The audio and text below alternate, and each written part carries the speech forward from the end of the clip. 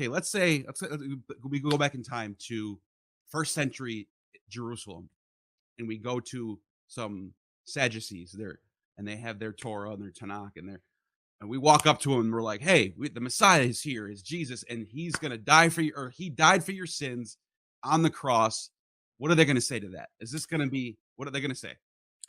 They would say exactly what an American would say if you claimed that David Koresh, who died in Waco in a confrontation with federal agents, was the Messiah. And there are Branch Davidians in the United States who still believe that. And his name was David. Do you think that's just an accident? And he visited Jerusalem. David Koresh spent plenty of time here in Israel studying in yeshiva among Jews. Don't you get it that David Koresh is really the Messiah? But he had to die. He had to die with so many because he gave his life for you. And how would an American respond? They go, "You have lost your mind." There is nothing about David Koresh's death, violent death, along with so many other souls, in right outside of Waco, Texas, that bears no resemblance to anything in the book of Isaiah. I encourage you, the viewer, to consider just looking at the claims of Christianity, the New Testament, and then looking at the Hebrew Bible. Does it match or not? See, Christianity can be falsified easily because it's making claims that it's the fulfillment of the Hebrew Bible. So when we open up Isaiah chapter 2, let's say you're in New York City for a moment. You're driving on the FDR Drive. You might have done this. You see the United Nations on First Avenue, and you see at 42nd Street on the northeast corner the quote from Isaiah chapter 2. It's engraved. It's called the Isaiah Wall. Okay? Millions of people come there to visit just to see that. And it says there that the nations, it's a messianic passage, it'll be at the end of days, that the Messiah will rebuke nations. They will take their swords and beat them into plowshares, their spears into pruning hooks. Nation will not lift up sword against nation, neither will they learn of war anymore. Okay? Pow! That's a huge. So, see, the Jewish Bible is very comfortable about making highly falsifiable claims. It'll just stop raining if you don't listen to me. Not you'll go to hell because you can't check that out. There's no verification.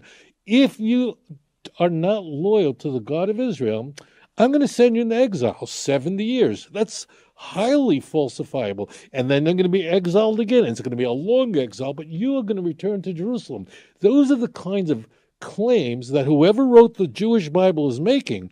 The Christian Bible is saying that we are the true version fulfillment of the Jewish Bible. Luke 24:44, 2 Timothy 3:16. This is all over the place. I mean, John, if you would have believed in Moses, you would have believed in me because he wrote about me. Really, there is nothing weird. Not only that, here the epic messianic prophecy in Isaiah chapter 2.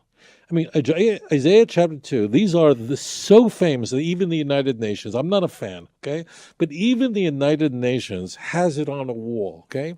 Do you know that Isaiah chapter 2 is never quoted in the New Testament? It's not even quoted, it's never mentioned. It's a scam. The whole thing is a scam. So what they do is they put in healing the blind, which is nowhere in the Hebrew Bible, and they don't quote the stuff that would be. If Jesus brought about a world peace, would nations would stop fighting and there'll be a worldwide knowledge of God? We know about that today. Moreover, has there been another religion that's been more bloody than the church? The bloodiest religious war in human history was fought between Christians. It was an intra-Christian war, the 30-Year War that lasted from 1618 to 1648. Protestant Catholics slaughtered each other. Other Christians for not being Catholic. You got inquisitions on the Jews. You got crusades on the Muslims. You Right. got witch trials on pagans. They're killing everybody, and they're I going to got war against anybody who opposes them. So it's I, not an era of peace. In fact, it's an era, in my opinion, in my own history digging, the 1,000 years from 400, I'd say, or around the time of Jerome, and to like 1500 is a backslidden time for the West. I think. even in the Christian Bible, they're fighting like crazy. I mean, in truth, that we can doubt many things about the New Testament, but one thing that definitely passes that high bar of the criteria of embarrassment is that the earliest Christians were fighting each other. In the letters of Paul is generally not fighting with Jewish people who are not Christians, people like me. Paul's battles that he had is with fellow Christians. I mean, almost all of his writings are about fellow Christians. He couldn't get along. He couldn't get along with Barnabas. I mean, he's the guy who introduced him to the apostles. He wouldn't travel with John Mark. He embarrassed Peter to his face in Antioch. Galatians chapter 2, verse 11. It is inconceivable that this would have been invented. This is so embarrassing. He mocked the so-called pillars of the church in Galatians 1 and 2, and in Philippians, in 2 Corinthians chapter 11. He not only mocked them, but questioned if they're saved. There's no way in the world that someone would have invented that. So in reality, Paul was this guy. You must have met people like this who just can't get along with anyone. I mean, just people that was Paul. Paul was a guy who was not fighting with Jews like religious Jews. There's very little of that. It is, but very little. Almost all of the nasty things that he had to say were fellow Christians, fellow believers in Jesus who did not hold to Paul's Christology.